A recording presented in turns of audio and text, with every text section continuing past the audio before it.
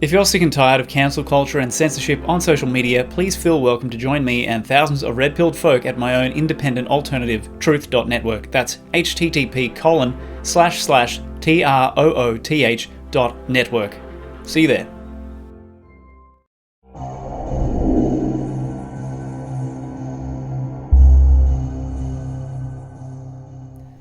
Hey, and welcome to this episode of Truthiverse. Just a quick blurb, a preamble. So this week I speak with Nick Sambrook out of the UK. I've known Nick for 8 years almost now, since I believe 2014.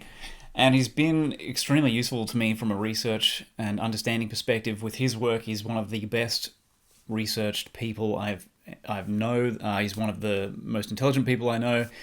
And I would say he has been the most useful to me as far as developing my perspective and understanding of what the hell is going on here in this strange reality on this crazy world we live in.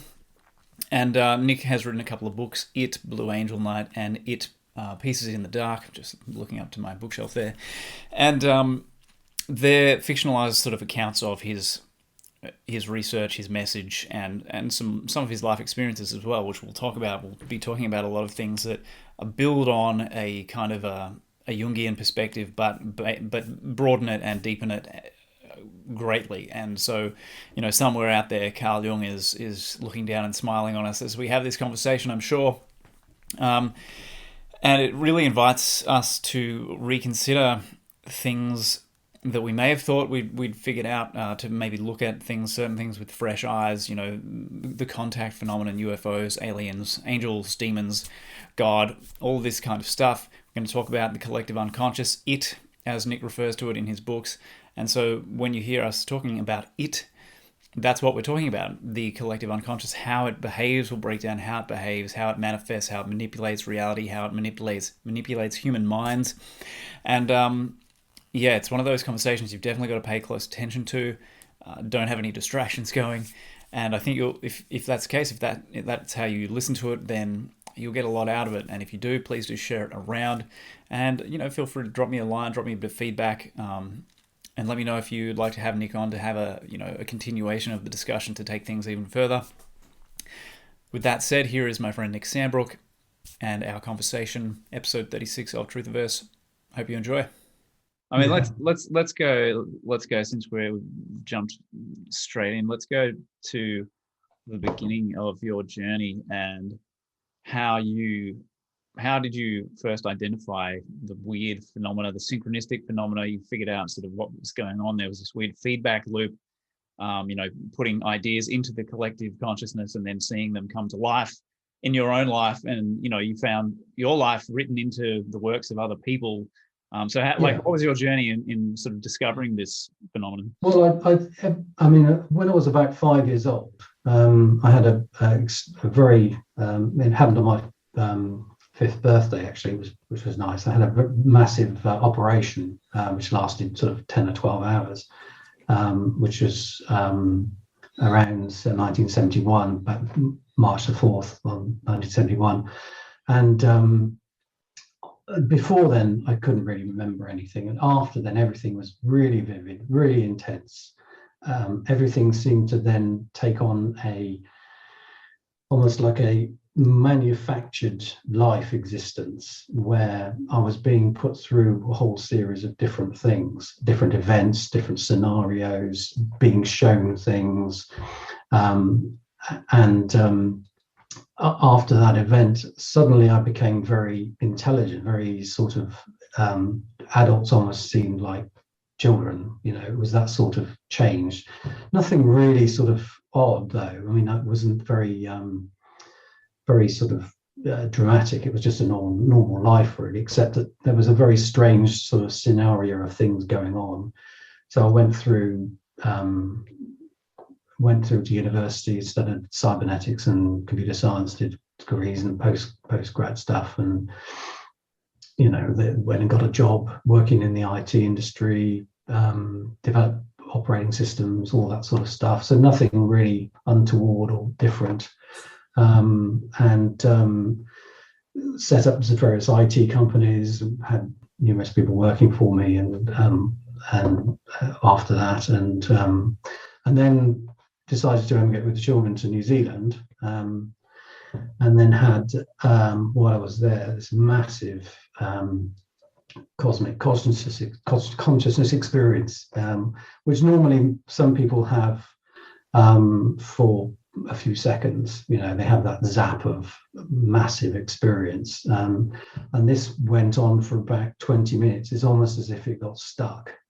So for 20 minutes I was subjected to this massive sort of void experience, completely vast sort of informational overload of completely different paradigm to anything you could describe using physical world terminology or whatever, and then experience this sort of, which I've put into one of my books, by the way, is this surface coming up from the void depths, and then entering into this sort of this sphere of what I can only describe as a knowledge, where knowledge is not just knowledge that you acquire. This was being present in knowledge such that you were immersed in knowing everything, in numerous repetitive cycles. So you were coming out and then going back in and going out, 20 minutes, instantly knowing everything about a particular subject or a particular realm of study, or the whole of religions, for example, instantly available to you. So you could know everything about everything, and that was presented to you. So it's not like going to the internet and surfing it and working out what's going on. This was knowing everything about a particular subject or realm of study or knowing, and then coming back out again. This went on for, it's a bit like Indra's net, where you've got fractal perspectives on everything. That is, so you're going into this massive database, but it's in real time. It's instant. There's no time gap of learning or acquiring data, and there's quite a lot of contradiction going on, as if I was sort of trying to work something out or being shown something, but again, it's an impossible thing to try and describe. I've tried to do it in the book as much as I can in the first chapter, but it's that experience that transforms somebody. And I've obviously throughout history there have been people who've experienced similar things. It's not unusual, but for it to go on for so long was very, very. It took me about 3 or 4 weeks to recover from that. All of that knowledge was 50-60% still there in my head. So you come out of this experience with about 20 PhDs in your head, and it was quite a shock, to say the least. And you were left with this sort of extreme feeling, the vibrations and the perception change and all this sort of thing. And then that sort of settled down, had got various people in to give me advice and consultancy on what this hell was going on and why the hell I knew all of this stuff, and checked over and had MRI scans and CT scans and all the stuff on your head to make sure I was, wasn't going mad, or that it was all normal. So still were these specialists, and but I was completely okay and all fine. And then after that, a whole series of things started to happen. Like, you were then almost being in this sort of game, if you like, this role-playing game, or living the life of these films, and this sort of hero journey being enforced on you, but in such a way that it was ridiculous. I mean, it's like being in sort of Harry Potter and The Matrix, and a lot more like Life of Brian, I think, rather than anything else.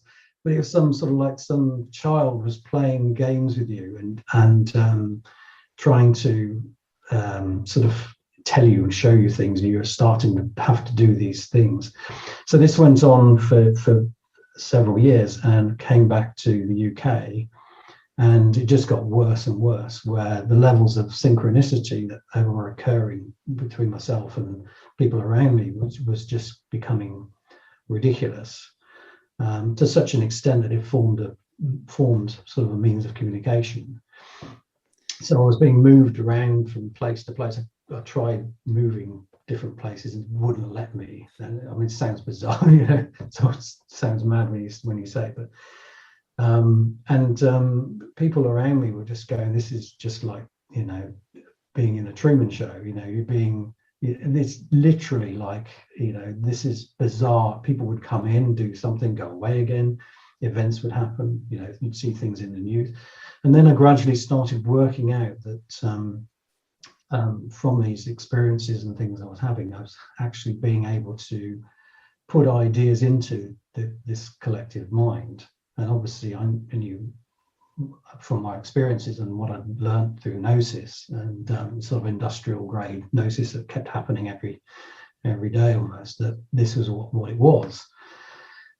And so gradually you could start to see changes occurring within the news or events or things happening, that there was this sort of almost a reflective change going on, where what I was thinking and what I was writing about was actually going into the system and then coming back out again in sometimes bizarre fashion, that it would pick up on things you would think were, you know, mundane, but it would get really obsessed with things. And, you know, you'd have ships and planes and things falling out of the sky and all sorts of things going on, and then suddenly it switched to something else, and then you'd be involved with, you know, elections or whatever it was obsessed with, you know. And this is us, obviously, this collective mind is us. You know, you've got to remember that all the time, that it is us and we are it.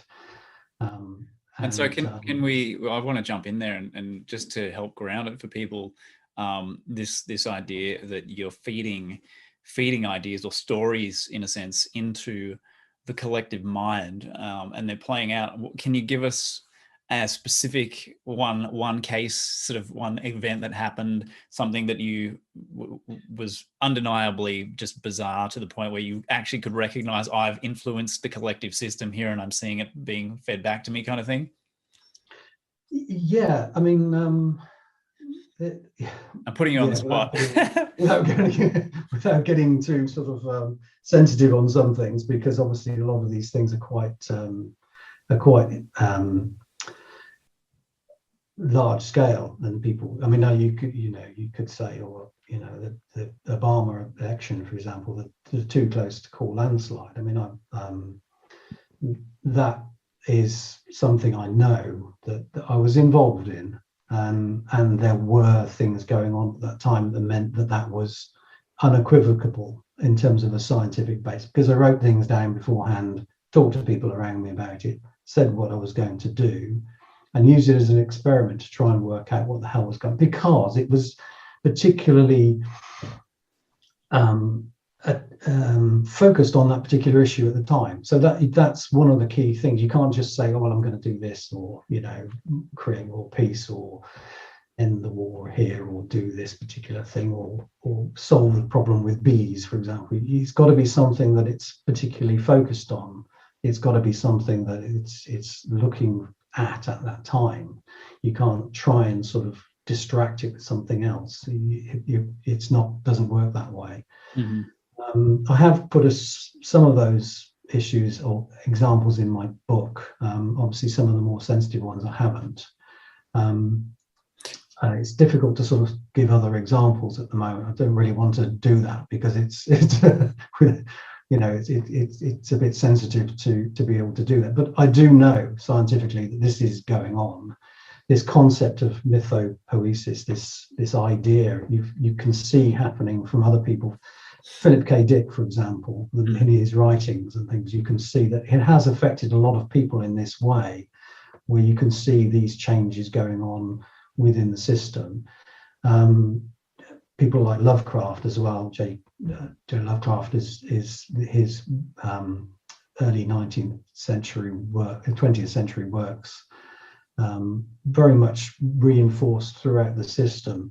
But other people like the McKennas, you can see that they were doing things not necessarily on a particularly responsible basis, let's put it that way, but this practice of trying to influence what's going on has been going on for quite some time, and including Greek mythology, for example. I mean, this mythos concept is really this story or program that exists within this information system of our collective human mind, the stuff going on the other side of the mirror. So, I mean, there's examples that I could give you, but they're very difficult to quantify because they're very much an in the moment thing. So you could write about them and describe them, and then put it. Then you go, well, that doesn't make a lot of sense to me, because you've got to sort of document the story as it's building up, and then grab stuff as it's happening from the news, and then use that in context and glue them all together.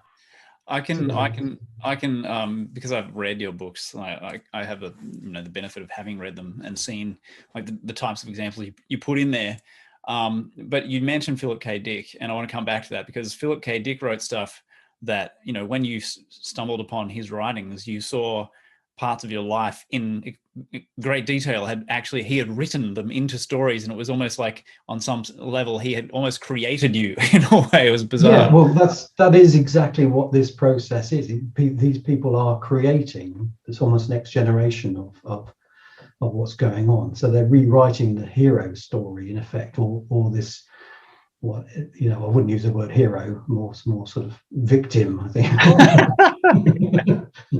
But that's exactly what is happening. It's you look in some of his books and the stories, and it's highly reflective in my life and other people's lives too, where this sort of concept has been put into the collective mind as a template for what happens next. So a lot of his ideas, like the internet and this veilless thing that he was creating, this vast active living information system, is pretty much reflective of this collective mind, this entity that exists there as a computer or machine, but obviously it's much more sophisticated than that concept. But he was writing books like Nick, the year I was born, Nick and the Glimminge, which is basically Nick and the Demiurge, which is essentially the whole story of what happened to me. But all of his other books as well were just surreal. I mean, literally, you go through that book and it's about myself and my parents and the journey and things, events that had happened in there. And but also, if you read through his exegesis, it's just staggering. And other people have said this as well. They've read through it and gone, well, these things have happened to me, and this has happened to me. But in my case, it was just literally as if it's talking about me and people around me as well, not just myself and my wife and people throughout my history. It's almost as if he was not only helping to write that sort of story journey, but also picking up on events that were happening to me at certain points of my early life. And also details, like you said, details about your partner and certain like health challenges. They were written in his book. Yeah. I mean, I want to, if wherever we can, like if it's not too sensitive, I want to mention specific details so that people can get a better handle on this, because this is the most abstract or conceptual, I think, conversation I've had on the show so far. So we really need to ground it as much as possible for people. I know. I'm sorry. Well, yeah. For example, my wife. It talks in there about which book of this was Dick's? Do you remember? In his exegesis. Okay, right. Yeah, he's talking. His exegesis is very good because it gives you an insight into his. It's actually all of his journals, and some people did a lot of work to get that all together. And it's rather than the discourse stuff he was putting into his fictional books, which are very good, bit clunky here and there, but it's but the exegesis is excellent because it gives you a really good insight into what was going on in his mind, but also the experiences he was having, his cosmic consciousness, very brief experience in 1974, March 1974, but also what events were occurring at particular times as well, and what he was picking up on, and then what was being discoursed by him into his works. But also, the dreams and visions he was having. So he had, for example, a vision of a family living on a farm that were being subject to this heavy metal poisoning, and who they were, and how they were necessary as part of the sort of process of things to come, and so forth. And that my wife grew up on a farm and suffered heavy metal poisoning from the sprays, and it describes exactly the people that she grew up with and her family and so forth. And so there are dozens of examples like that. And the character was called Nick, wasn't it? Wasn't his main character Nick?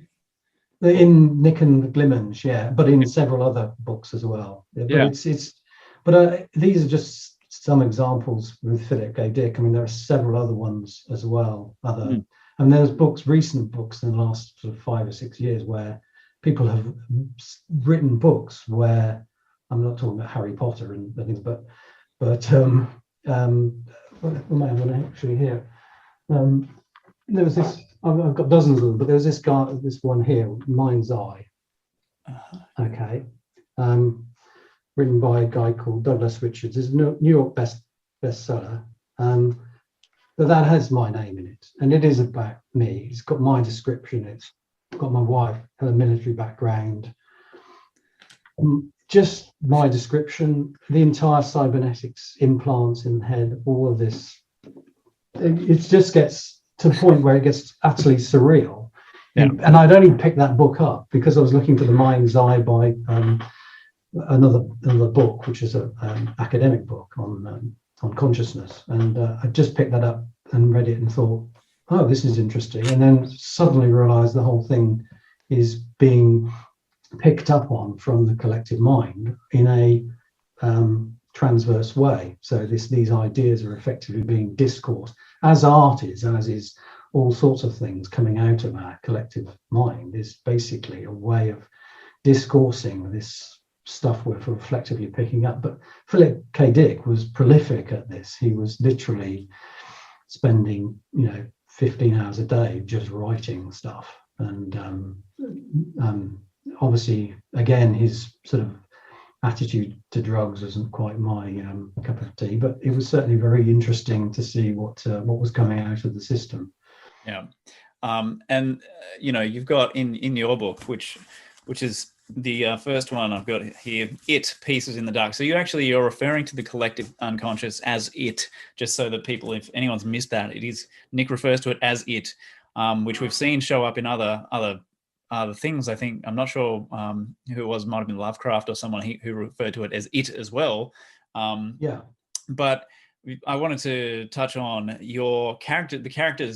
certain characters' names, because you've got in your book, you've got Sam is your main character and Brina. Yeah.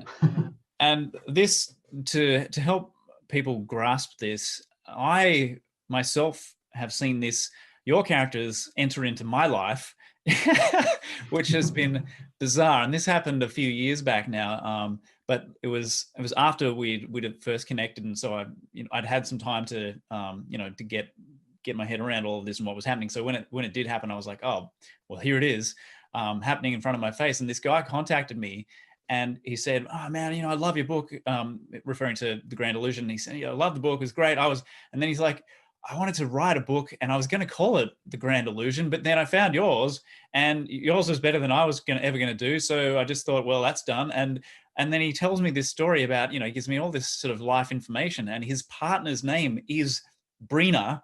And I'm just reading the details of this email, and my jaw is on the desk going, here's Sam, and his partner's Brina, and he's going to write The Grand Illusion. I wrote The Grand Illusion. I mean, and all these intertwined characters, and I mean, it's phenomenal when you see it happening. It can get pretty scary as well, but it's not. The thing is, it's not because this thing is really happening. The key is to suddenly take a sort of management perspective on it and say, well, okay, if we know this thing is happening and it's real and it's proof and it's scientific and I can go up and down the whole tree of science and work through it, because that's what I can do. Once you realize that, you think, well, this is a tool. We can use this to help change things, to make it work, because it's not bloody working at the moment, and it needs to change. Yeah, it's once you realize that, you can start to actually make a difference. You can really start to change things. It is, unfortunately, what I can do is probably equivalent of a butterfly bashing its head against the wheel of the empty wheel of the Titanic, because there's nobody at the wheel at the moment, and it's just sort of being influenced by lots of unconscious, things going on, cartels and conspiracies and not conspiracies and all these other things that are happening, and people are being influenced everywhere by these unconscious programs and the archetypal collective things, and being able to actually do something about that with real meaningful way of measuring it is really quite powerful. And that's really what I'm trying to do with just discoursing this stuff into the books, and as well as my journals and things, and to work with other people, is really to try and have a situation where we can do something about this and fix these problems that we've created for ourselves, because this collective mind, is essentially what all the religions have been based on. And it's evolved really in the last sort of 12,000 years or so, from the time we were in Mesopotamia, and we all started getting together and colonizing and fixating on particular things. And that's a great thing from one perspective, but a bad thing from another perspective. So yeah, it's to do with being able to do something about it. And really, I tend to only work now with people who really want to do something about this problem, rather than writing academic papers about how what they think of it, and what they think of each other, and that sort of thing. It's a bit sort of non-productive, really. Yeah. Well, I mean, in terms of people trying to influence the collective, I mean, what I found interesting early on talking to you was that someone like yourself has a seemingly uncanny ability, or if you like, your relationship to the collective unconscious is a little bit altered, in that you seem to be able to influence it much more so than most other people would. So I'm kind of wondering, what is a strategic thing or tactical thing that people out there can do that is constructive to guide the collective mind in the right direction? Because and part of the thing that we have to realize in that is that most people are so programmed with so many different layers of illusion that that kind of has to be factored in, right? So what would your approach be? Well, I would say people need to take a very rational perspective, because obviously this thing's very good at hypnotizing people. It's very good at persuading them, or you get drawn into rabbit holes. You get drawn into religions, or the sort of more recent religions, like the ancient aliens thing. These alien, which I think we're up to about 128 different types of alien now. This is what you've got to try and do, is not be too influenced by what you're channeling, what you're visualizing, what you're seeing in terms of what you think is going on. Learn a bit more about the scientific side of things, but also take a much more rational, conscious perspective view of what you think is going on. I mean, if you try and step back from things and go, well, this doesn't really quite make sense to me, so I'm going to come out of this rabbit hole and move a bit further up the mountain and find out where the sort of sharper end is of what's going on, and then but also try and take a conscious rather than a reactive stance on things. Become much more rational in terms of your own thinking, rather than we've got these Nordic type of aliens are trying to do this particular thing to this other group of aliens, and this all massive sort of scenario of, interworking, highly complex sort of storyline that keeps evolving over the last sort of 30, 40 years or so. Just step back from that and go, well, hang on, is this rational? Is this logical? Or is this all just something we are engineering ourselves within the imaginal, within the pleroma of the collective mind on the other side of the mirror? Is this really, because obviously if you give these things credence and energy, you're simply reinforcing that back into what's going on in the physical world, which is an illusion. Obviously somebody should write a book about it. But you understand some of the physics, understand some of the the basic stuff of what's really happening, and look at how you as an individual can rationalize things in a much more logical fashion. But this is, because if anybody was to step, a lot of my academic friends, wouldn't give this ancient aliens thing at any sort of time. But it's not, you shouldn't do that. It is important to understand this, because you're helping also to stimulate the imagination of the collective mind, which in effect is like a child, and it's sort of the equivalent of 10,000 football stadiums in its mentality and its knowledge and its understanding. But it's like a 5-year-old girl, effectively. It's really naive in some respects, and it's clumsy, and it's inquisitive, it's playful, but it's just us. It's just, we are just evolving into this higher form of consciousness, if you like.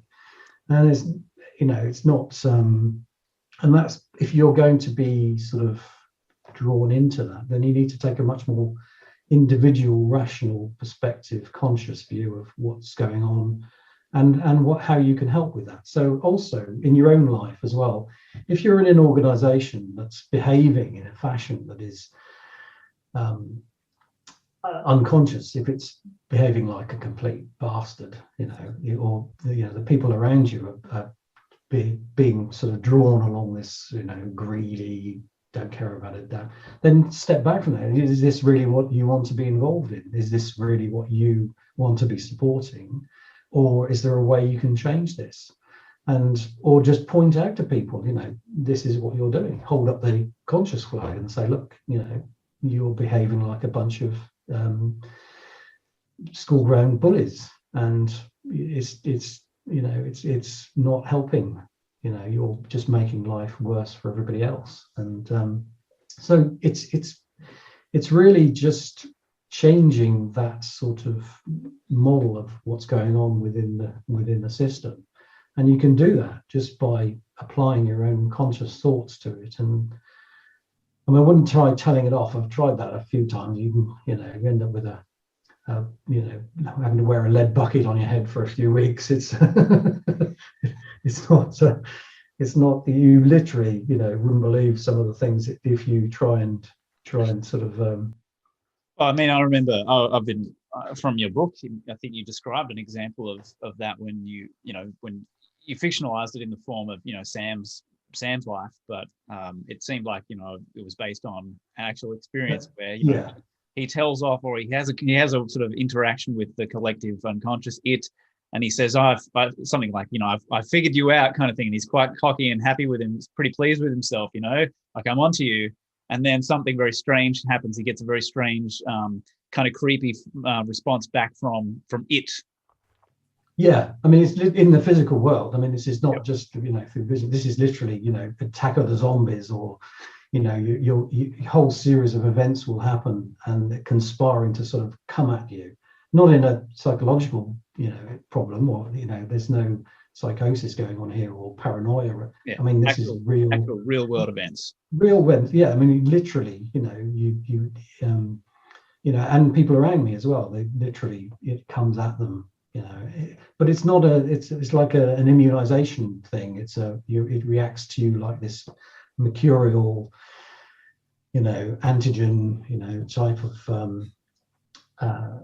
effect is where the system itself is biologically in effect reacting to you, that you're trying to do these things, and it doesn't like it, like telling a child off, it's that sort of behavior. So you've got to be quite careful about how you go about these things, because it's not, we're not talking about a role-playing game on a computer here. This is the real stuff. And I throughout my life I've dealt with a lot of high-level stuff and worked in governments and run big programs and projects and things. So I'm used to dealing with people at a fairly high level, and but this is when it comes at you, it's real sort of stuff, and it's real mindless attack, and I mean, you can get it sometimes in the supermarket, going where you're stood in the supermarket and all of a sudden people will start being drawn to you, and you're having to sort of move on and things. I mean, I put in the book once that where I was stood in the supermarket and just reading a magazine, and I turn around, there's 20 people around me and nobody in the rest of the supermarket, literally. But they all come in and you suddenly turn around and jump. It's like, oh, it's quite the most bizarre things. And if you start talking in these terms, people think, oh, you're mad, but these events have really happened. And I mean, I'm quite an intelligent, relaxed, sane guy, and it's quite difficult to sort of express these things without sort of you having a camera on me all the time and seeing what's going on. Yeah. But that's why I tried to articulate it in the books as well. But it is, and I know other people have experienced these sorts of things. It's not just me. Yeah, there's, and I know you've been speaking to a few other sort of like pretty high level kind of people around the world, and they've shared their perspectives and strange observations and experiences, and there's some of the behaviors of, or if you like, the behaviors of the collective unconscious, and the way that it robotically enforces and adheres to rules, and compulsively, like stuff that makes absolutely no sense. Maybe you could touch on that. Yeah, it's a strange sort of, it's following this sort of mythos. It has to follow these sort of set pathways. It's programming. It's been evolved to learn as a successful pattern. And so it tries to sort of, you have to go through this process here, and if you're an angel, inverted commas, if you've got this particular program inside, then you have to be forged through this sort of channel of the way you have to learn, and it's being beaten to into this shape, and that's what it does. And you try and avoid that patterning, that process, and it doesn't like it. It tries to revert you along that pathway. So you just sort of get, well, okay, I don't understand what's going on here. But it's also with other sort of archetypal programs that exist within lots of different people. They are sort of driven down this sort of route of being, if you like, and they have to follow this sort of set path. So you have these sort of events that you have to sort of go throughout your life, and the hero journey is one of those types. So we're living really within this sort of programmed informational system being imposed from the other side of the mirror onto us in our real life physicality. And sorry, go on. I mean, now you know this because you've had similar sorts of things happen to you as well. It's a you were just talking about like the hero's journey, and the role that the role that you get cast in by the collective imagination. The collective unconscious has an idea that you're this guy, like you're this character, and so I think it's relevant to talk a bit about the fact that it seems to have tried to cast both of us as a certain type of character. Maybe we can get into that a bit. Yeah, that's right. So I mean, obviously with Carl Jung and his sort of collective unconscious and the archetypes that he's discovered within that, you could say they're archons or whatever. You fulfill, and there are a lot more now than than he discovered. And it's like you're playing a game of chess, and your particular piece on the board, and certain archetypes can only move in certain directions, and you have to follow the rules of the game. You play in a certain way. You can only go in particular patterns. And so if you're a rook or a queen or a bishop or a pawn, that's how you work, and that's how you operate. And that's basically, you're not allowed to change that. And if you go along with that, it's fine. You get rewarded. You become this sort of a good boy. You've done the right thing, and that's how it works. But if you just try and sort of rebel against that, it doesn't like it. You're not following that pattern, and it's a biological sort of process, if you like, because it knows that that's what works. It's a reflective biological process. It's got from the physical virtual world into the pleroma, into the collective unconscious world of our informational system database, if you like. And it's evolved because that's what works. And of course, it's worked because there's nothing really that we've got now as a species that we're competing against. So it hasn't had to change very much. So all of these patterns on all these systems just kept repeating. So you get this same pattern over and over again, this repeated hero journey, this repeated angel pathway that you're on.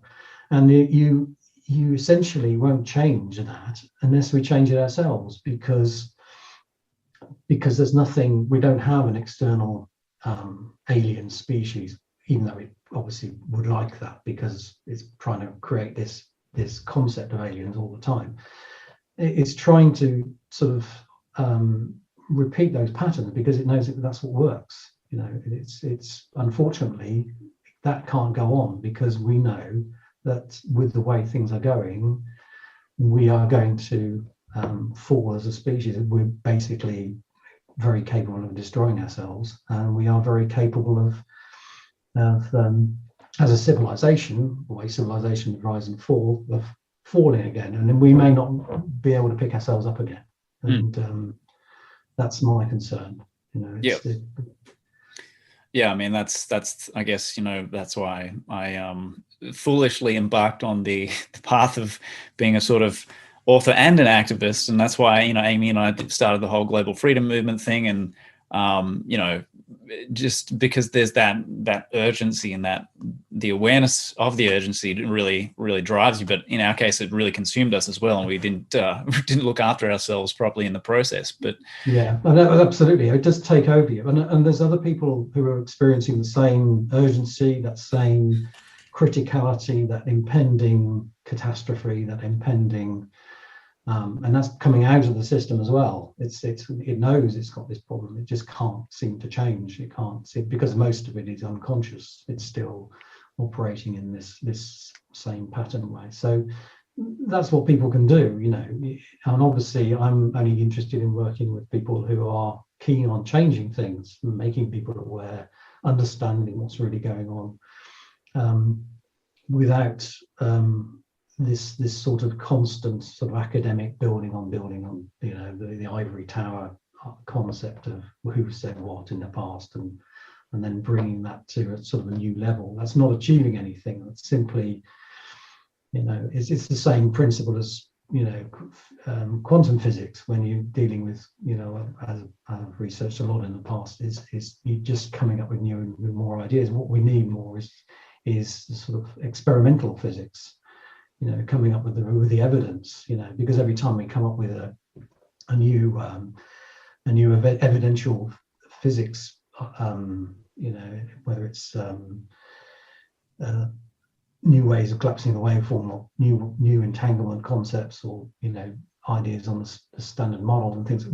The standard model was one of the things I experienced in my experience in massive detail, and knew exactly how it worked and all this stuff. It was just bizarre. I mean, and I find reading physics stuff all the time very easy, and it's just that nobody's really has the ability to describe what's going on other side of the mirror from a quantum physics perspective, because we're still too far away yet.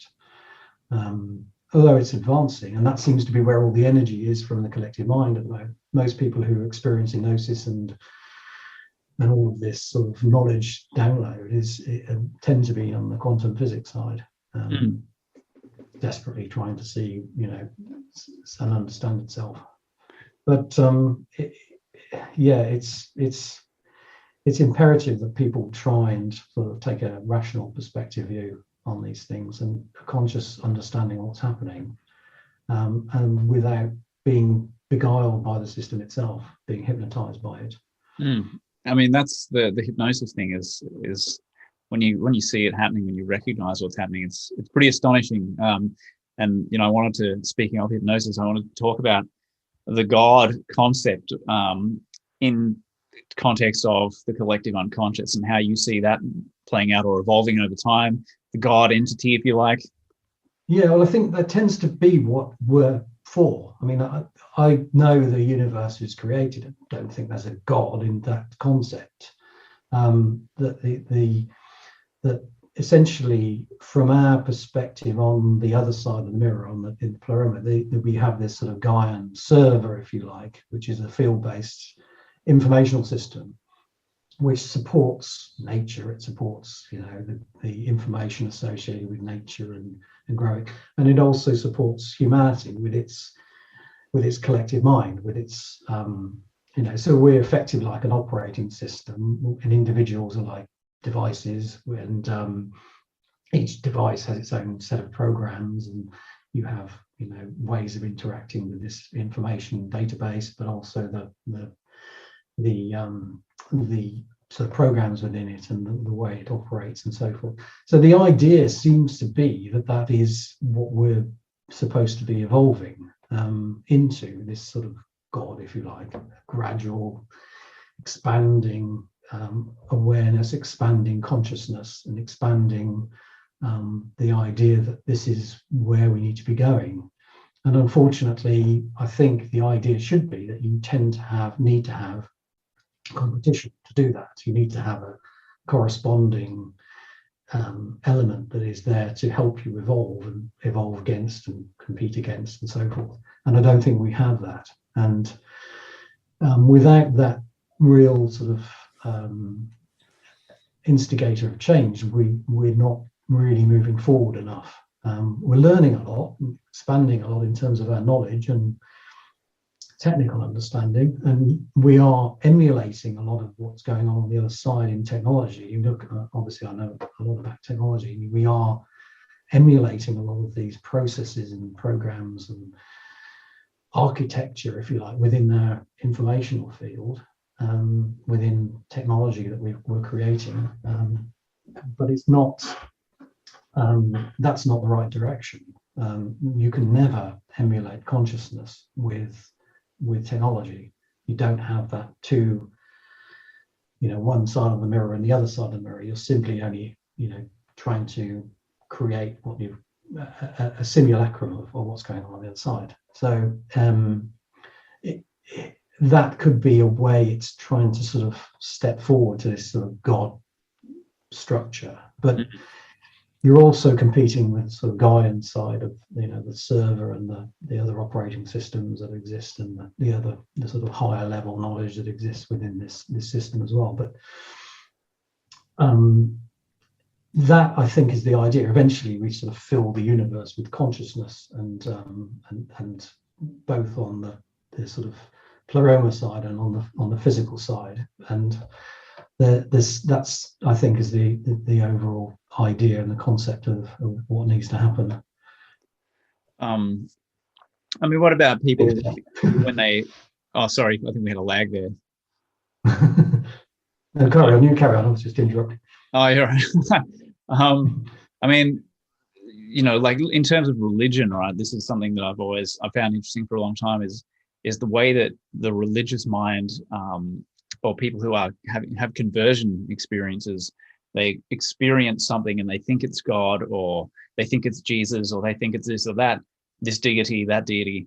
What do you see as happening there in those types of situations? Well, again, it's like a concept that's created in the first place by an experience, and then it is gradually reinforced over time, more and more. Where obviously I don't want to get into too much trouble here, but it's where a belief structure is developed. You have your particular individual's understanding of what they're experiencing and what they're seeing is then interpreted. So they are experiencing extreme knowledge or visions or their own psychology or their own interpretation of events based on what they know. So they create this belief structure. And that will generally be based on a previous belief structure that's been that they have learned or understood. And then that belief structure is then reinforced and it becomes a control structure whereby it self-reinforces itself with symbolism, objects, story, and iconography. And that gets reinforced into the system itself. So people believe this, they think this is right. And it's a natural sort of progressive biological process. And then people then later on will pick up the same things coming out of the system and then seeing the same iconography, the same symbolism in the things that they experience. They may have a vision or an awakening. And then, of course, they are subject to all this stuff that's there. But it's all coming from this collective mind, this database of knowledge, this store of way of thinking. And it's only really when people come out of that and go on to something new that they can sort of move on. They come out of that rabbit hole and then they can move on to something more advanced. But there's nothing per se wrong with these belief structures, these religious. It's a historical sort of foot in the ground, or peg in the ground, if you like. The problem is when they become control structures and they become enforcing and they become controlling of people, that the issues start to arise. Well, that's, I mean, that's kind of how I see the actual belief structure itself is it's got like this telos, this urge to reinforce itself. And then I see the believers who inherit it. It's as if they're taken over by this entity, this intelligence, this energy that then operates through them. And it's like the thinking might be appropriate for, a 3rd or 4th century Christian, but it's like, hang on, this is the 21st century, like, but they're it's almost like they're not there, they're not present anymore. This program has taken them over. Is that something you? It's a hypnotic thing. It's a biological thing. It's essentially that's what helps things evolve. In the past, it's like like a tree, or if you grow the things and they tell the leaves to grow this way and they all grow that way, and then it's becomes successful and you get a bigger branch and it eventually becomes a culture. That's so, and it reinforces all of these things and it's telling you the same stories and coming out with the same information every time. And it works because it becomes bigger. But that's not necessarily, if this branch is growing, into the ground or, going off into into power lines, then it's not a particularly good thing to do. You need to say, well, actually, that's all very well, but so it's extremely hypnotic, extremely influential. It's a control structure that gets reinforced, that then applies itself into people's minds, that then works because it's a way of in my book I use the ant colony analogy, where if all the different colonies on this island are basically all of these different sort of cultures or religions, and you have these ants that perform these particular duties and then they grow and grow. If you become successful, then it reinforces the same ant structures, the same ant programs, the same controlling information that goes into these ants. So that because that's successful, that works, they evolve into this larger thing. but it's not necessarily right, Yeah, well, that's sort of what I was trying to get around to. That was, like you were saying, there was a time in the past where these types of things were, appropriate for helping the tribe or the village survive and propagate. Yeah. But then you watch the exact same thought structure or belief structure playing out now, and it's like, well, this isn't actually helpful. This is counterproductive because it's preventing people from growing and becoming self-aware, from having knowledge. And now it just looks like control over the mind for the sake of control, like a mind virus, if you like. Yeah, it's exactly that, and it basically programs people to be reactive against anything that is different as well. So one ant colony might wipe out another ant colony because they're different, and they're, I mean, that this thing happens all the time through history. You look at, just ask a Cathar, for example, from what the Catholic Church did to the Cathars. It's just like, that's exactly what it will do. These Cathars woke up and said, well, actually, we think this is, or the Protestant thing. It's the same sort of concept, but it's a natural sort of, evolved thing. Really, what we need to do is consciously wake up and say, we understand this is what's going on, and I'm not going to be brainwashed by this. I need to, we need to start doing something because, our tree's heading off into this power line, and we're going to carbonize ourselves, or this is the sort of wake-up call that people need to have, which is why what you're doing is important. You're trying to reach people and make them understand, exactly what's going on. But it's a frighteningly powerful system.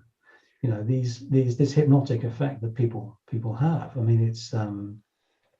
It's quite alarming, But that's why, for example, the Gnostics. I'm not a Gnostic, but I understand, everything about Gnosticism and Gnosis, and can put that again in. But that's why, because they were sort of closer to the truth with this concept of the demiurge and this in-between God thing. That's why they were sort of picked on so much by other religions, because they were seen as a threat, essentially, to this sort of lower level of unconsciousness, lower level of subconscious type of thinking, type of reinforcement, because they sort of want to bring them down to their own sort of level, if you like. I think that's. I'm glad you mentioned that, actually, because the Gnostic sort of paradigm is becoming more and more. People are becoming more aware of it, and they're thinking in terms of this being, this demiurgic entity. Yaldabaoth was the Gnostic name for the way they saw it. But I think there's. Well, let's just touch on that. What do you see as actually happening here in this instance, where people are talking about the demiurge, this evil sort of controlling presence? You see this is it, right? This is the collective unconscious. Yeah, essentially, yeah, that's the same. This is, I think, what the Gnostics were picking up on, this sort of in-between God. The it is essentially that. It's our human collective unconscious mind entity that we have evolved. Not it's created us, we have created it. And it sits really in between us and this sort of global God, if you like, the global Gaia, the global server information system of nature that exists and supports us. This tri-way interactive field-based information system. It's that is how it sort of sits, if you like. So the Gnostics were essentially picking up on this sort of hang on a minute, this is what's really going on. And but if you try and sort of go down the rabbit hole of Gnosticism, again you're falling into this sort of, well, we interpreted it this time 2,000-3,000 years ago as this. That's not quite how it is. You've got to use the scientific side of things. So really, if people have gone into sort of Gnosticism, they've sort of come out of a potential rabbit hole and gone into another one. But you need to look at that, the Gnostic side of things. I think a couple of your previous people you've interviewed, Sol and who else was it? Michael Cesarian, I think. He's just Yeah. gone into sort of Gnosticism now, and that's good. And you do a lot of studying and research onto that and find out what's been suppressed, like the I think he mentioned the Nag Hammadi scriptures, which obviously people need to understand. But that's another sort of rabbit hole. But you go in, look at it, understand what they were saying, come back out again, move up further up the mountain, try and look at it from a rational, conscious perspective, and don't let it sort of hypnotize you or affect you. But that is essentially the main concept of Gnosticism, is this idea of this demiurgic entity that is between God, if you like, and that essentially is pretty much what I think we can say this sort of human collective unconscious mind entity. It's very interesting to think of and consider in terms of the transhumanist sort of agenda or movement that's afoot, and we're seeing it more and more transparently now. This drive to create synthetic humans and synthetic everything, a simulacrum of everything, and replace the real world with an artificial world, an artificial construct, and so it's very interesting to consider that in light of what you're saying.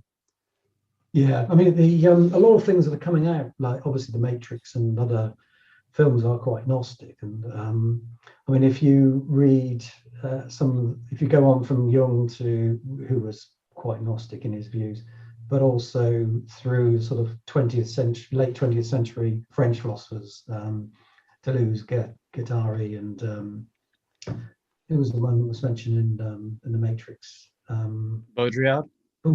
John Baudrillard, yeah. If you read all of, obviously don't read them all, but if you go online, you can find a lot of people who can synthesize it all for you who've done all the decades of philosophy study. Use those people to people like John David Ebert, who are very good at synthesizing it all and putting it in context and structure. And then you can spend a couple of hours listening to those and then move on. It's essentially going forward with those concepts, but with this sort of Gnostic idea that then transfers itself more now into more scientific and field-based information structure, architecture, and so forth. And that's how things are evolving at the moment. Is that this coming together of the sort of spiritual and scientific worlds to try and make sense of what's going on. Again, somebody should write a book about it. I know. I wish I. Oh, hang on a minute. Yeah. So, I mean, what about the octopus? Is the octopus worth mentioning here? Because that kind of connected to the. Well, this is again another analogy I've tried to sort of create, which essentially in the book is basically the idea that we are all this one interconnected body, if you like, on the other side of the mirror, which is an octopus. You used to imagine it in a tank with a guy in tank, if you like, which is the home it lives in. And each of its tentacles are essentially a culture with all cells in it. And we are cells in the octopus, all performing different functions, and it's all growing and evolving, this baby octopus and so forth. But of course, all the tentacles have their own senses and life of their own, so they can operate independently. And this octopus thinks like an octopus, behaves like an octopus, and has a different way of thinking than we do as individuals. And also how you as a cell within the octopus can influence things and how it thinks and how it operates and so forth. But it's all alone at the moment in this tank. So it's an analogy really, where you can try and use that to start to explain some of the things that are happening and how it works and what's going on with it. And what it's frightened of and how it operates, and if bits get cut off, how it regrows them, and this sort of things. And an octopus is quite a good analogy because it's a very different species from our own. And even an octopus you can use it because it's developed its own eyes and nervous system and so forth, completely in parallel to the rest of evolution. How has it got eyes and we've got eyes? When you go back on the evolution chain, it's that we both of our common ancestors going back hundreds of million years didn't have eyes, So it's how these things have coalesced over time and how things have, been interconnected and so forth. It was really interesting to see again, these things play out or just drop into your life just momentarily, like the octopus concept. Amy and I were watching. There was an influencer who she was following for a little while, and her and her partner were doing a live video, and they were talking about their business model, and their business model was all these different things, all these different streams or businesses, and this is passive, and this is digital, this is crypto, and whatever, and they called it the octopus, and so it's like these 8 different streams, and we were like, when we were watching it now in the context of our lives at that moment, it was almost kind of jaw dropping. And of course, her partner's name was, of course, Nick. And the reason why we were so blown away by it, one of the other reasons we were so blown away by it in that moment, was that we had conceived, before we'd heard them talk about it, we conceived of our own octopus. And so here it was, boom, in our faces, and Nick presenting it to us again. Yeah, it is. I mean, and then you get all the documentaries on television about octopuses and books about octopuses and everything coming out all at once. Suddenly, this sort of wave of reflective sort of discourse coming out of the system, where people have suddenly got all these things, and everybody's, people are writing scientific books about how intelligent they are and how they operate, and that is a good example of just what goes on all the time. And in my life, it's just prolific. It is just insane. I mean, even the house we're living in on this hill in Malvern in Worcestershire, which is on that ley line, first of the ley line things.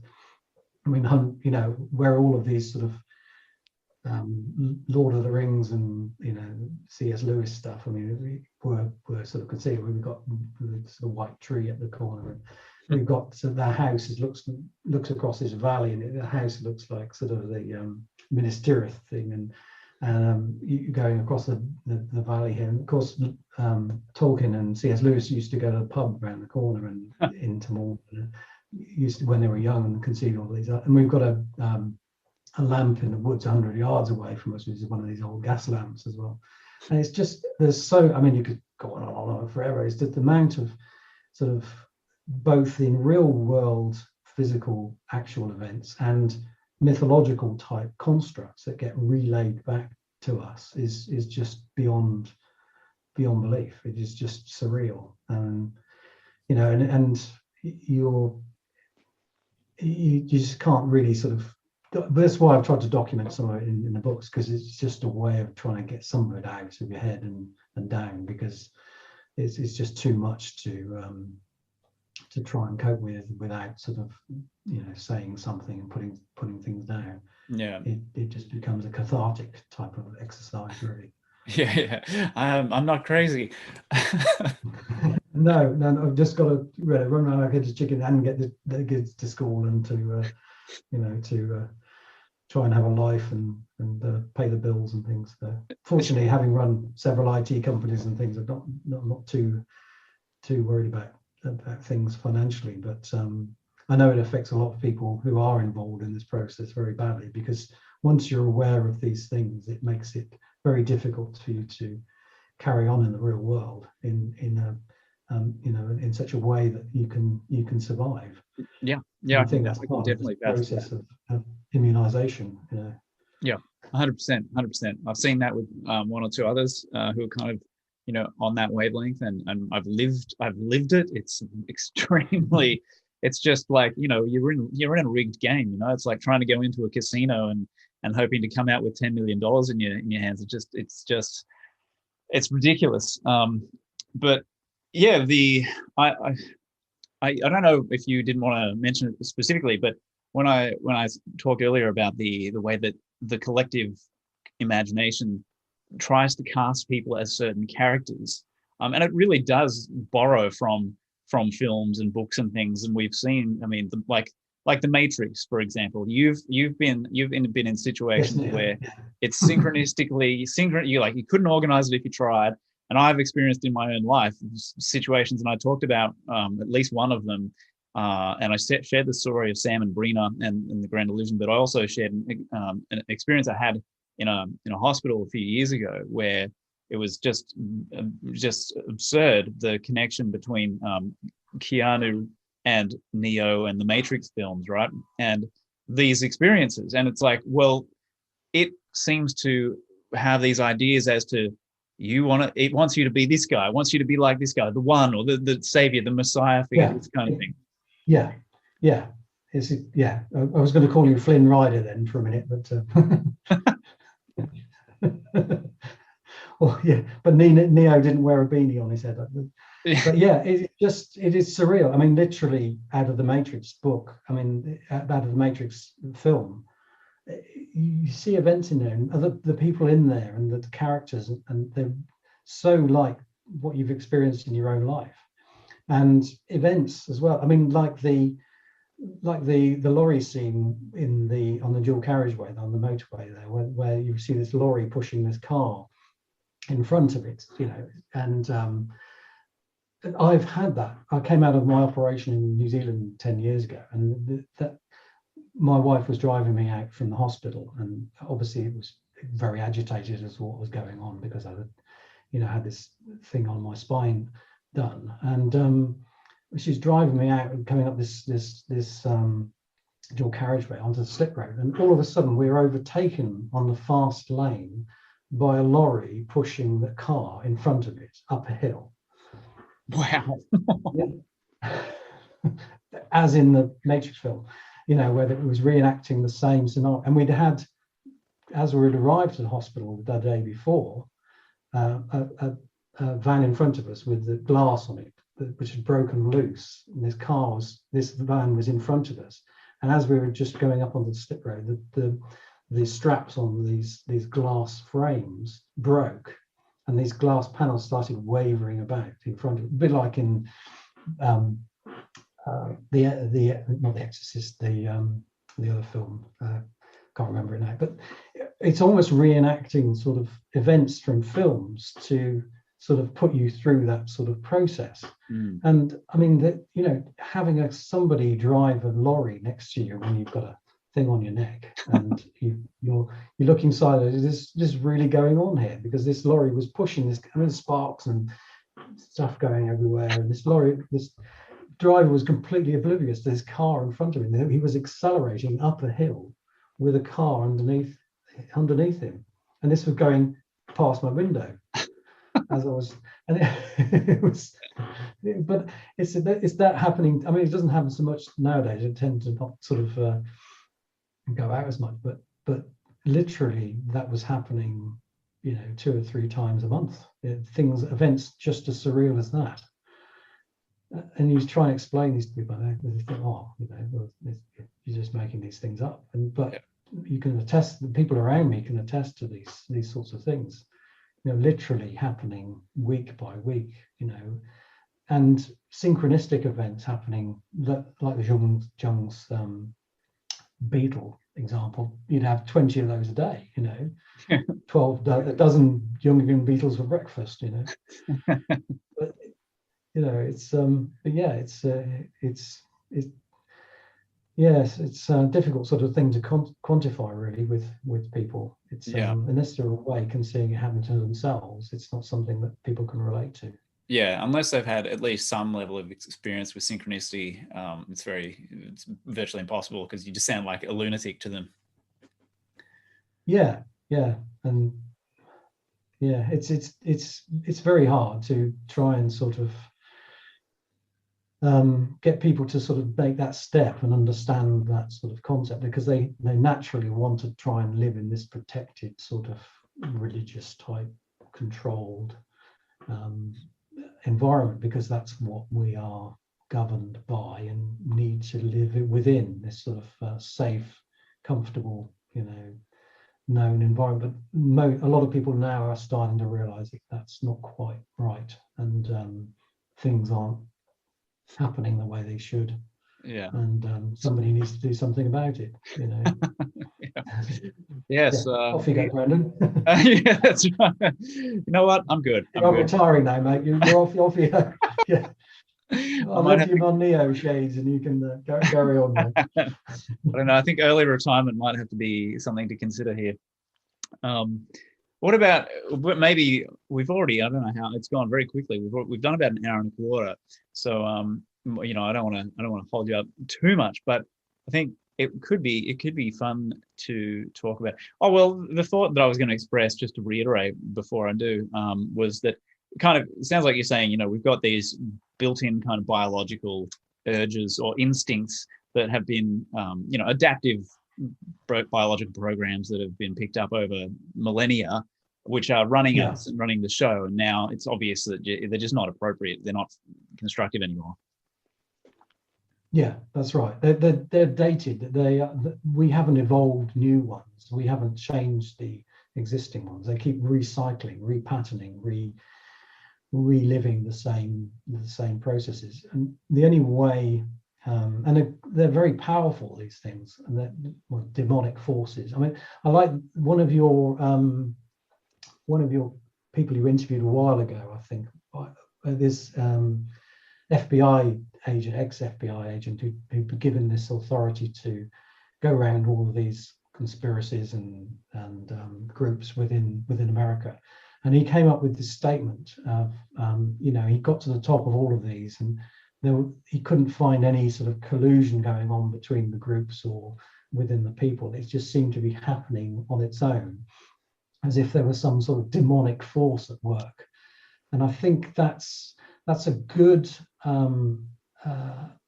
way of seeing this thing. There's just these changes, these forces that are happening, good and evil, this demonic and angelic type forces that are being instilled by this collective mind.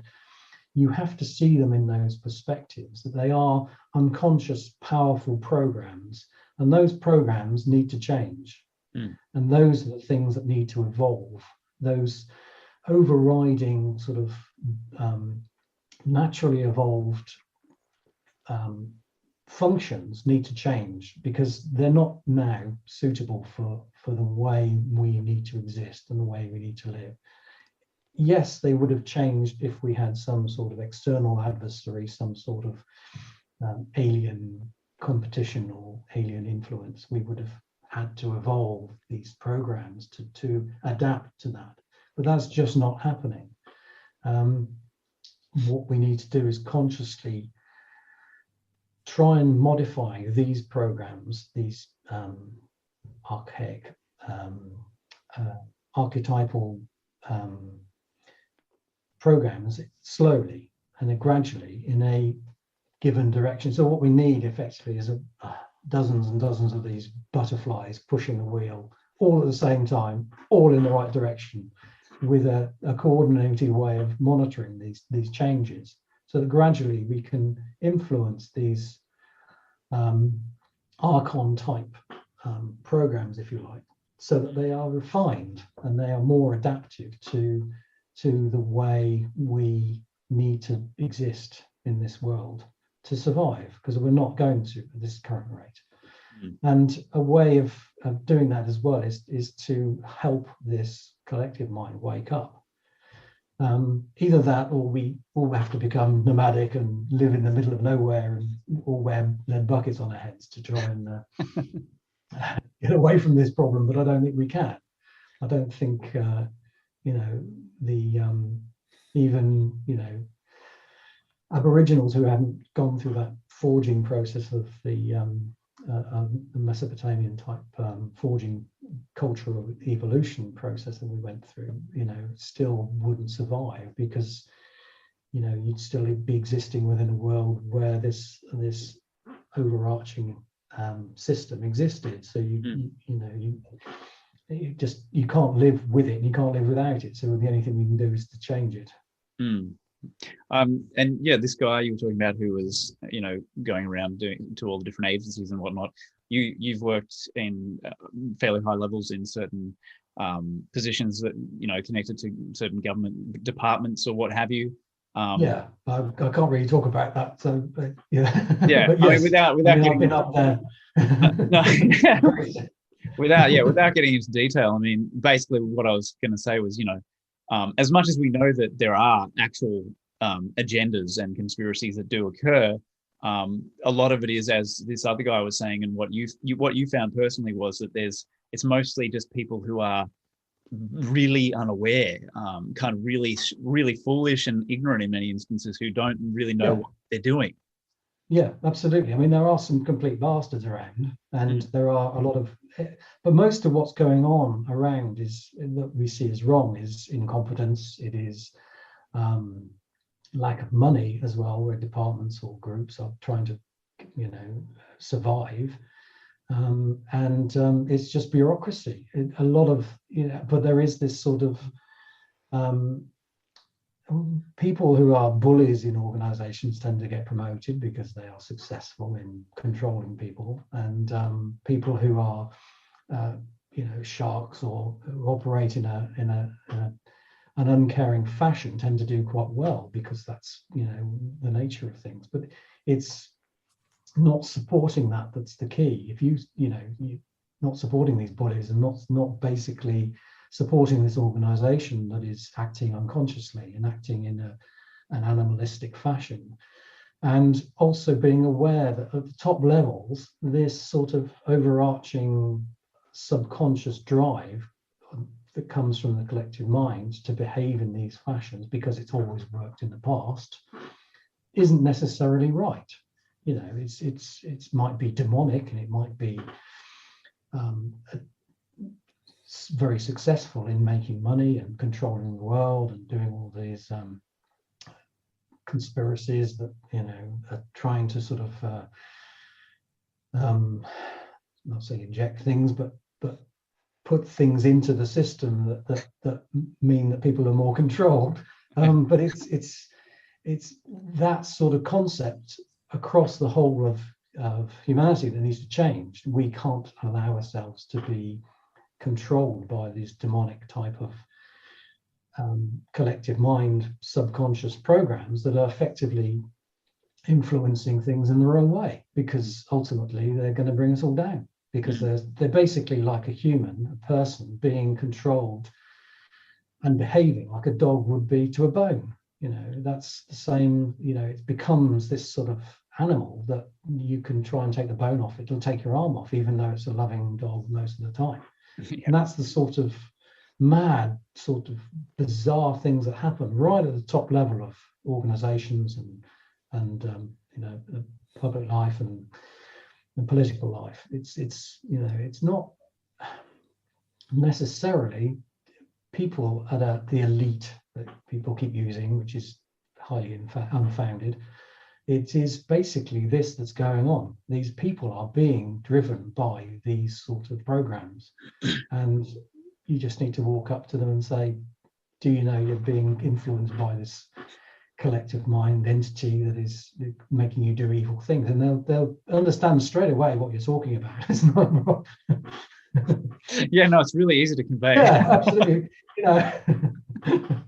So I was sorry, go ahead. Yeah, so this is the sort of the barrier you're facing all the time, is making people understand, because they don't want to understand what you're talking about, because they're quite successful and what they do is works all the time, make lots of money, and they're quite happy.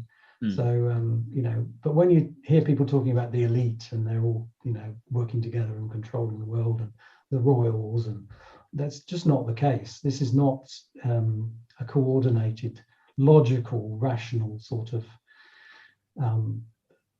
way of operating. It needs to change, and it needs to be done in a way that people understand that these things are being driven by our collective mind. Yeah, and I mean, it's obvious that, that at least some of these people who we do see in the public realm, at least, giving them the benefit of the doubt, say, they believe things that are just insane. They seem to really believe it. Like, they're invested in stuff that is completely on a mass scale. It's completely self-destructive. But if they feel like they're insulated from the effects of their policies and what they're going to do, they just go ahead with it. Exactly. They're literally hypnotized. The system has hypnotized them. They just cannot see. You wave your hand in front of their face almost, and they can't even see what they're doing and why they're doing it, and but they're successful, so it reinforces it. Yeah, yeah. I listened. I sent you. I did send you a link to this, but I was listening to the back end of a discussion between Michael Tassarian and David Whitehead and their guest, who was Sethicus Boza. I'm not sure if you caught it yet, but I found the last 40 minutes really interesting because they were talking about this kind of stuff that we're talking about, and the way that the elite, the so-called elite, a lot of these people have actually bought into what a lot of people would call the new age stuff, the new age channeled stuff, all these channeled materials and all this sort of thing. Some of them are really buying into it. And that is what is guiding their thinking and their policy making and their decisions that impact millions and millions of lives. And it's like, well, if that's where they're getting their views from, they are completely controlled by the so-called demiurge. They're completely under the hypnotic spell of the collective unconscious. So it's kind of ironic. It's like, unconsciously, the joke's on us. We're orchestrating it in a sense. Like the group is orchestrating this manipulation, but we're screwing ourselves doing it. Yeah, it's exactly. And what we have here really is a huge management problem. That's the whole situation. Is you understand the system is self-reflective, it is self-influencing. So if you're going to change something, you need to understand what effect that's going to have. And yet you've got these groups who are essentially just moving on gradually. They're suddenly becoming new age, which, is oh Christ, and that's going back 50 years now, and it's like that's where they're sort of gradually sort of moving towards, and you need to drag them out of that rabbit hole and into a new one, and then let them come out of that one and go back up a bit further up the mountain. And eventually you'll change things, you'll move things forward. And that just needs to be done in a way that we're all pushing in the right direction at the same time and knowing what that means. But it's a massive problem. I mean, and the effect you can have is only minimal. But if everybody does it and everybody starts becoming rational, conscious and understanding the system, then there's a potential there, to do something. So all we need is to get everyone to function rationally. I thought it was going to be difficult. I'm very relieved. Yeah, talking about some people, it would be very difficult. Some of the people I've met on my journeys, my God, it's been just bizarre. You literally, hello, is there somebody conscious in there? Because frankly, the things you're doing just don't seem to make any sense. And I can understand, yes, it's making you money, and yes, that it seems to you to be a rational thing to do. But and a lot of people I've known in the IT industry, some of the big heads in the IT industry, they start doing these things, and you're thinking, why are you doing this? Just because it's making you money doesn't mean that it's right, or there's contributing anything to society or the world in general. You're just simply doing these things because something up here wants you to try and emulate something, whether it's quantum computing or something else that's driving this sort of this emulation simulacrum, and doesn't mean it's helping us in any way or making society a better place. So stop it, wake up. Yes, you're a very naughty boy.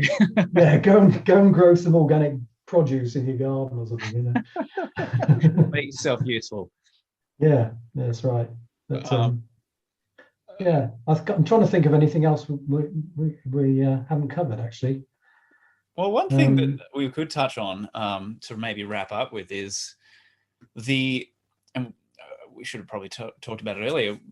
We both spent a lot of time researching stuff like visionary experiences, near-death experiences, and I've in particular in my second book, which I haven't published yet, I've emphasized the near-death angle and really gone quite deep into that in a way that I haven't seen other authors on the subject do. And so I think it's a really interesting thing to notice. We talk about this sort of so-called astral type of personality and these visionary experiences, and then that realm, but then you compare it to the types of experiences and insights that people have in the NDE category, the near-death category. And there's not really a lot of sort of mutual corroboration there. There's a bit of a chasm there. So how do you sort of break it down? Like you see the NDEs as more of an insight into a reality of sorts that actually is there?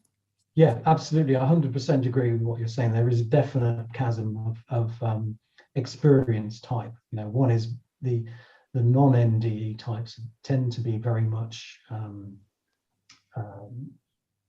reinforced from the imaginal, from the system. Whereas in NDE, you're talking about really shutting the brain down, and at that point, you are allowing the mind, is separate from the brain, to experience things, and on both going from the physical virtual world to the pleroma, to the imaginal world, where you are creating not necessarily a tunnel, but a bridge, if you like, between the two, and you're interpreting that bridge in a real sense, rather than in an imaginal sense. So you are taking on experiences that are completely different from, say, any other type of experience, which are unique.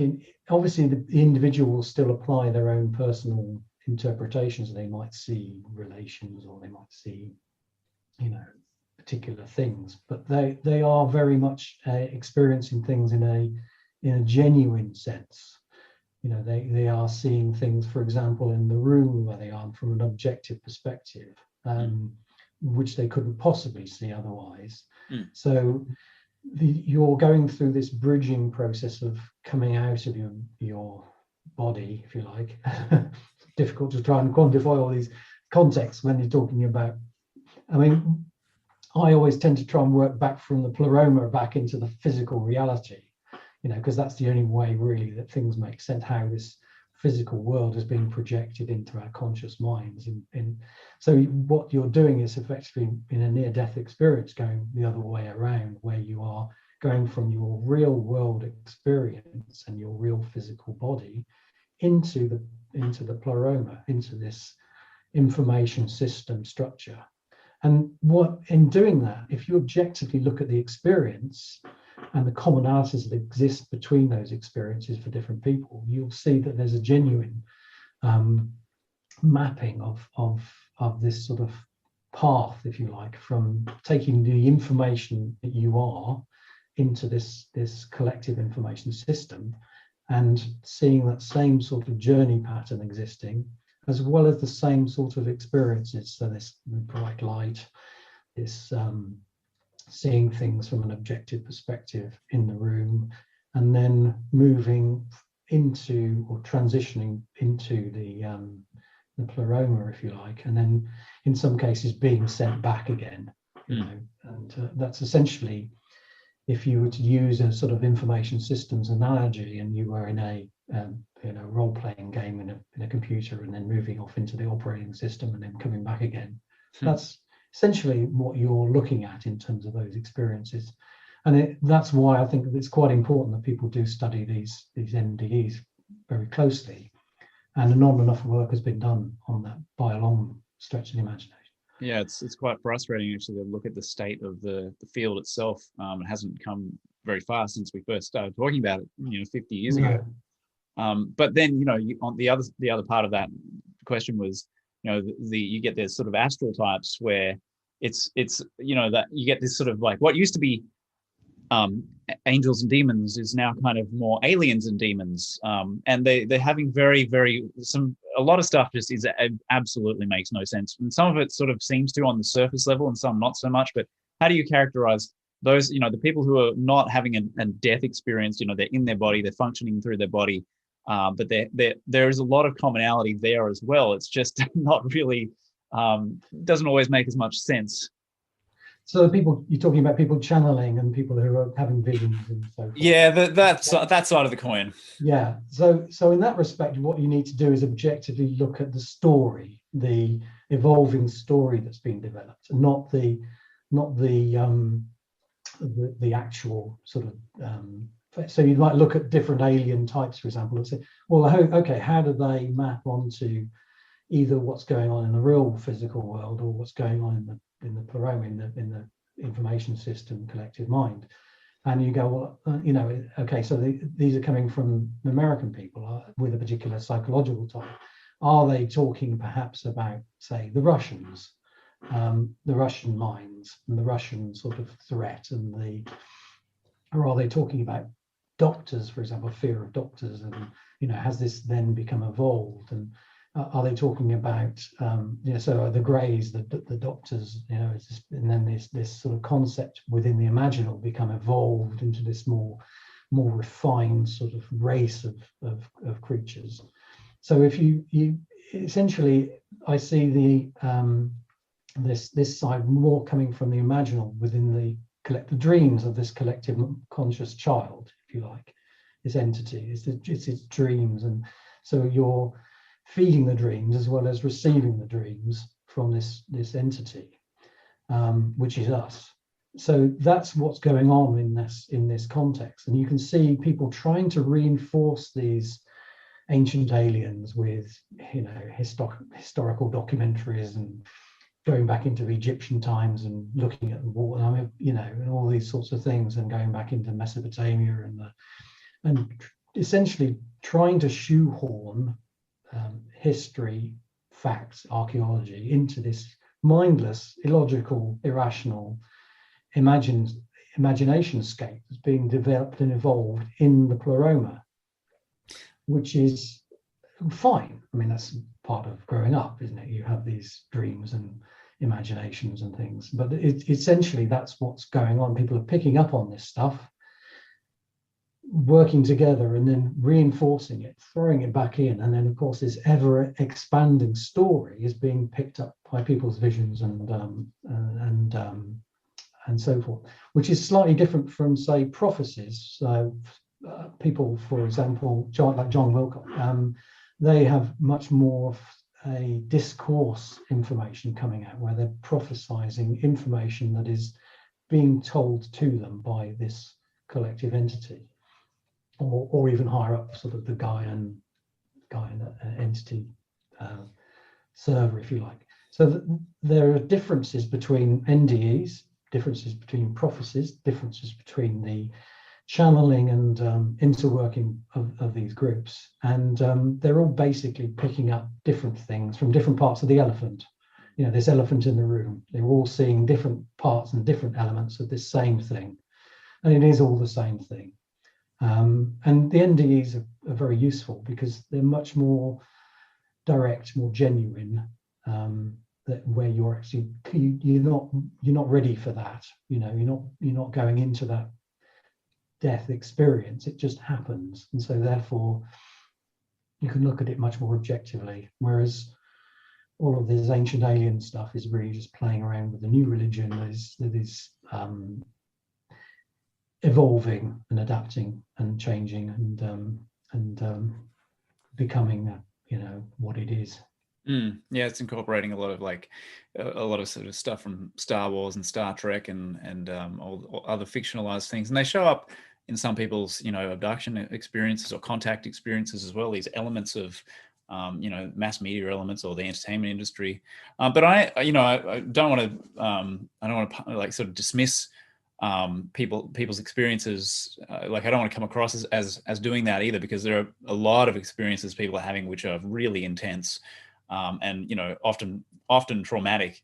I mean, and there's some stuff out there that's really bizarre. I mean, one of Jacques Vallée's books, he provides a case study where there was a witness. Someone actually witnessed this out in the countryside. A ship, a craft of some description, pulled up. There was a troop, a battalion of troops walking along in the mountainside. I think it was 20 of them or so. And this craft appears out of nowhere, basically scoops them all up on board and disappears off into the ethers with them. And it's like, what do you make of it? How do you quantify that? What do you do with that kind of thing? Well, this is the problem as well. The collective mind can operate on a group level as well. So you can have lots of people who experience the same thing. I mean, that's been going on throughout history. I mean, sure. Constantine leaving Rome, for example, there's hundreds of people experience the Christ scenario, and sightings of Fatima. Yeah, you've got examples in your books as well of these things, that's happens throughout history. So you get group experiences where you know 3 or 4 people experience the same thing. That can happen. It can manifest things into reality that people can either physically see, which tends to be from the sort of server level, or believe they've seen from a sort of collective level, where this sort of energy percolates from the system itself through into reality, caused by something, which then creates this mass vision or perception. And you know, that's why evidence is so important. You need this sort of evidential information to make it scientific.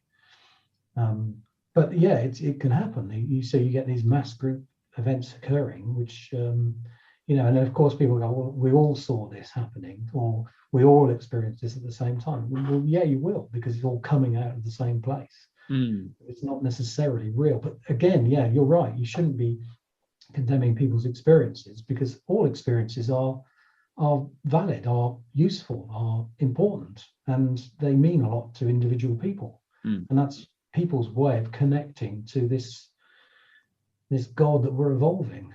It's part of this process, you know, and we need to make sure it happens in the right way, because at the moment it's even telling us that it's not. So we've got to try and get God back on track. yeah, just without using the G word again, just call it it.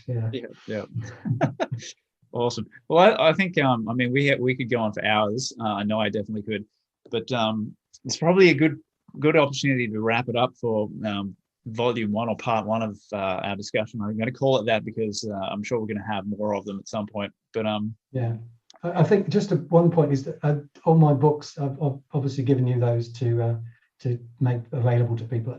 They're available on Amazon as well and other places. They're all at cost. They don't make any money on anything. And they're freely available to people. So if people want to share them with other people, that's fine. So awesome. Yeah, no, I really appreciate that. And so I will put those PDF files up on the Truthiverse page. Where I should also emphasize I'm not a particularly good author either. It wasn't my forte, you know. Well, Nick, you took on the task of fictionalizing real information and putting it into a novel, which I think is far. I'm not going to try it.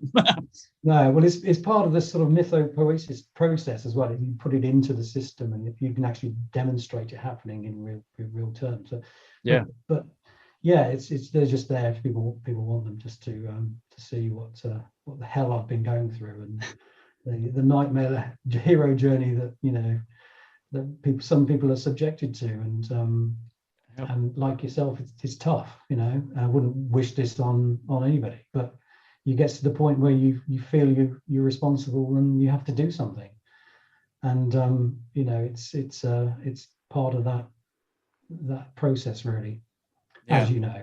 Yeah, no, all too well. Well, mate, I'll wrap it up there. I think, thank you for chatting, and thank you for also providing your books for free. So people, if anyone's listening to this, just the audio on Truthiverse, they're going to find those downloads on that page. If you're watching the video, you're going to find it at truthiverse.com/ I think it'll be 36/36. This is episode 36.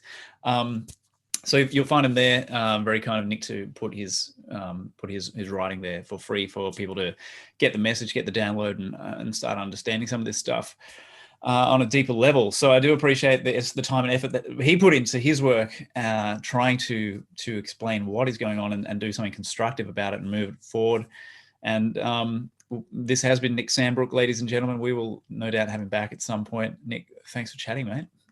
That's all right, no problem. And yeah, I might be wrong completely. I'm just saying, you know, just all the evidence might be completely farcical, you know. It's all in my head, but it's all there for you to read. So, and again, Brendan, thank you again for letting me have a chat. This is the first time I've chatted to anybody on in this sort of forum, and I just encourage you to carry on doing what you're doing, and people like you to keep persevering, because it is making a difference. There are things happening now in the system, and you know, with people like yourself and others that are, you know, championing this sort of work, then it's important, and please don't stop.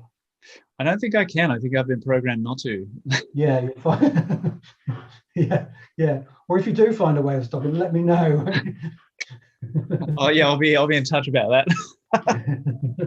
Yeah, just knock on the lead bucket and I'll be in there somewhere.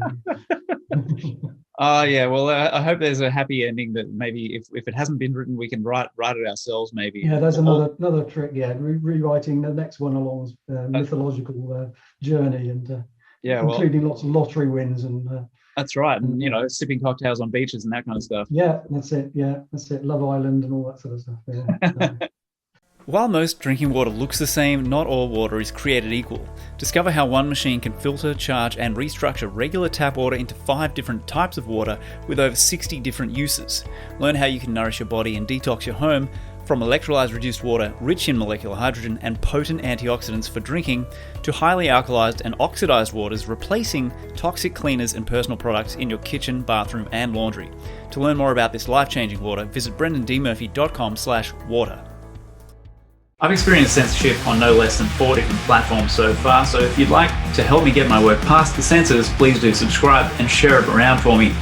And also remember to join me on truth.network, which is the platform I created for our conscious community to connect and gather away from the censors after Facebook shut down our page in 2018. So head over there, create your free account at truth.network. It's TROOTH, and I'll see you inside. Take care.